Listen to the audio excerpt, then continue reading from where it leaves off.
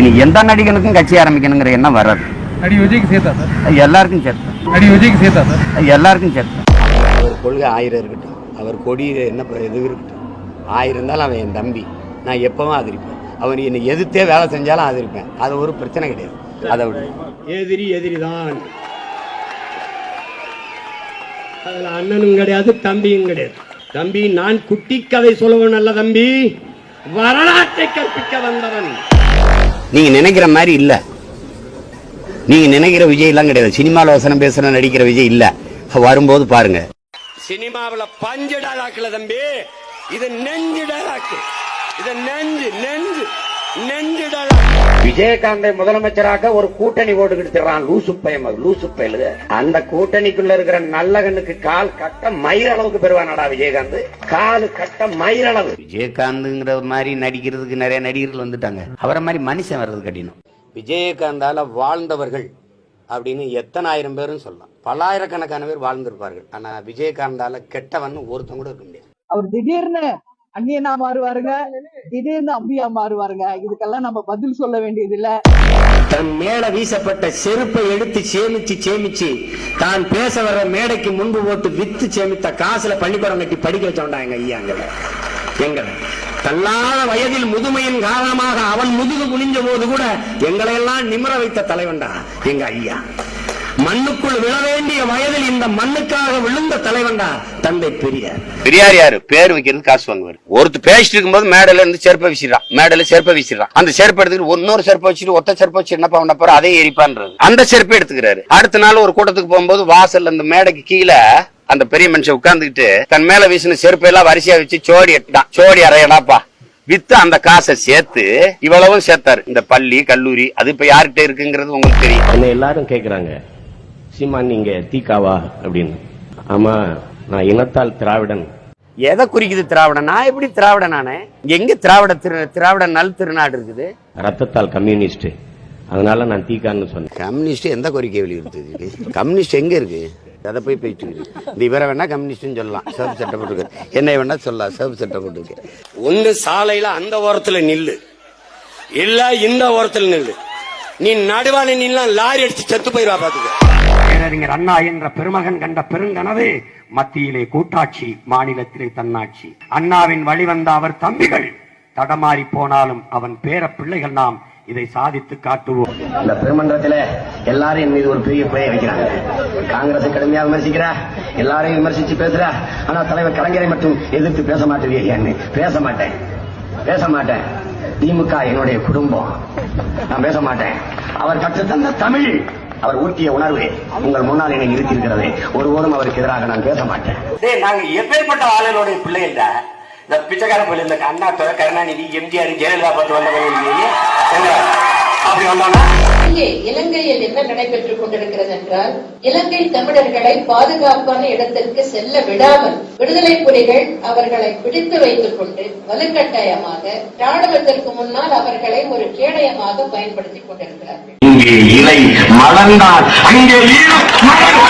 இன்று வரை ஈழ படுகொலையை பற்றி அந்த மக்களுக்கு தமிழீழம் மலர்வதற்கு ஒரு பொது வாக்கெடுப்பு நடத்துவதற்கு நான் தீர்மானம் போட்டிருக்கிறேன், அதை வலியுறுத்துவேன் என்று சொல்லுகிற ஒரே தலைவர் அம்மையார் ஜெயலலிதா அவர்கள் மட்டும்தான் என்பதை நீங்கள் கவனிக்க. திராவிட சுடுகாட்டுல 3 பேர் படுத்திருக்காங்க, ஒரு பொம்பளையும் படுத்திருக்கு. அந்த இடத்துல ஒரு ஆள் படுத்திருக்கு, அம்மையார் ஜெயலலிதா. சச்சிதானந்தமோ அண்ணன் காசியானந்தன் போன்றவர்களும் போய் ஐயா ராஜீவ் பார்க்கும்போது கடந்த காலத்துல நான் தவறு பண்ணிட்டேன், அதாவது ஐபிகே அனுப்பி உறுதியா நான் வென்று வந்துருவேன், மறுபடியும் பிரதமரா நான் பிரபாகரனுக்கு நான் நிச்சயம் உதவுவேன், தொடர்ச்சியா சண்டையிட்டு கொண்டு இருக்க சொல்லுங்க, நான் நிச்சயம் உதவுவேன்னு சொல்றாரு. அதுக்கப்புறம் 2 மாசத்துல கொல்லப்படுறாரு. அப்படின்னா ஒரு விடுதலை நேர்ச்சி நிற்கிற ஒரு தலைவன், ஒரு மிகப்பெரிய இந்திய பெருநாட்டை நேர்ச்சி நிற்கிற தலைவன், ஒரு வல்லாதிக்கத்தின் தலைவரை, அதுவும் தனக்கு உதவுறேன்னு சொல்ல தலைவரை கொல்லுவார். சரிதான்டா, அதேதான்டா ராஜீவ்காந்தியை கொன்னோம். சரிதான்டா. குஜராத் மாநிலத்தை ஆளுகிற நரேந்திர மோடி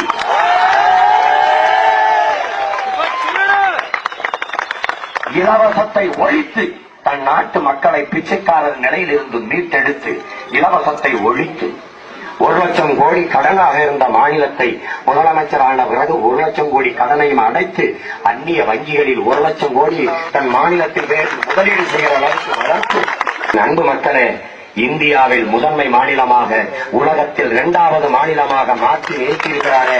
10 வருஷம் நாட்டை பரதேசி நாடாக்கிட்டு வளருது. நான் இந்த பக்கம் திரும்பி பார்த்தேன், இந்த பக்கம் திரும்பி பார்த்தேன், இப்படி திரும்பி பார்த்தேன், இப்படி பார்த்தேன். வளரும் நாடு பட்டியலே என் நாட்டு பேர் இல்லை. அவர் புதிய இந்தியாவை பிரசவிக்கிற தருணம் வந்து விட்டது.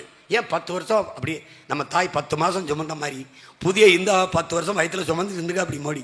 இப்போதான் இனிமேல் டெலிவரி ஆக போகுது பாரு. பாராளுமன்ற கட்டடத்து வாசல்ல தான் பிரசவம். புதிய இந்தியா அது பிறக்கும் போதே கேள்றா, அம்மா அப்பாலாம் அழாது. ஜெய் ஸ்ரீராம் பாதமாக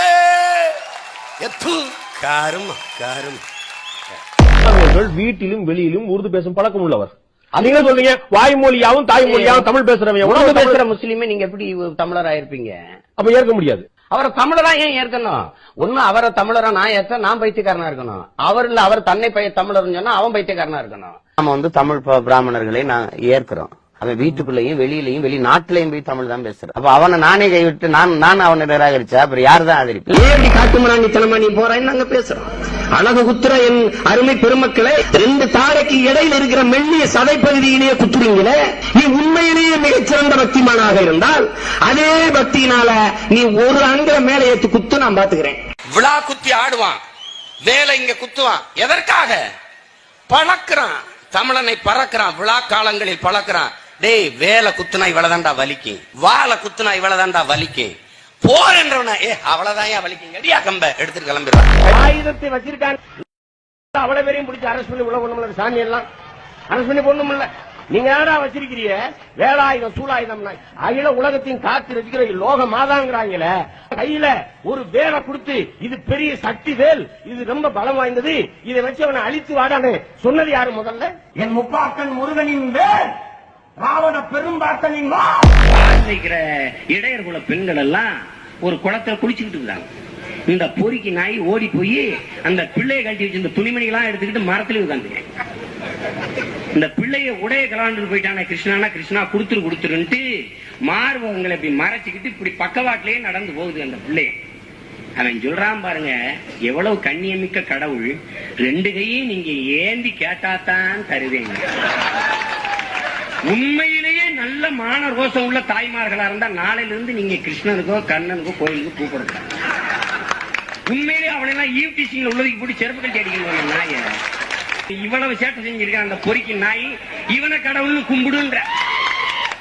நான் கிருஷ்ண பரமாத்மாவுடைய பேரை அவன் வந்து சொல்லல, ஆபத்து வர இடத்துல எல்லாம் நான் வந்து அவதாரம் எடுப்பேன்.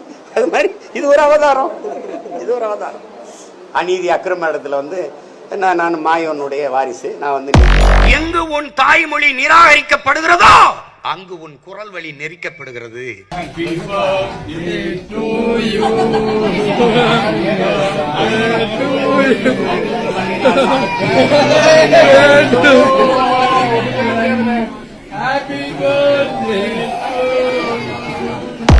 போனா வள்ளியின் மணாளனே போற்றி சொல்றாங்களே, என்னை பார்த்தா சொல்ல நான்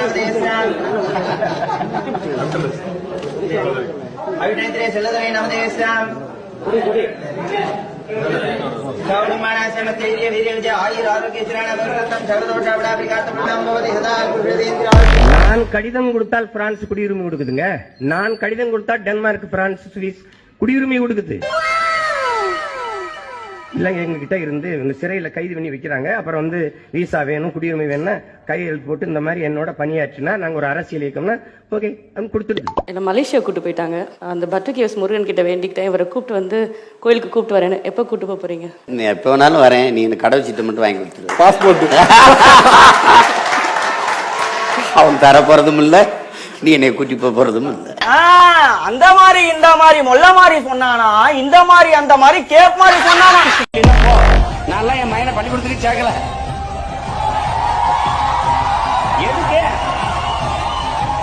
எதுக்கு என்னப்போ நல்லா என் மயனை பள்ளிக்கூடத்துக்கு சேர்க்கல.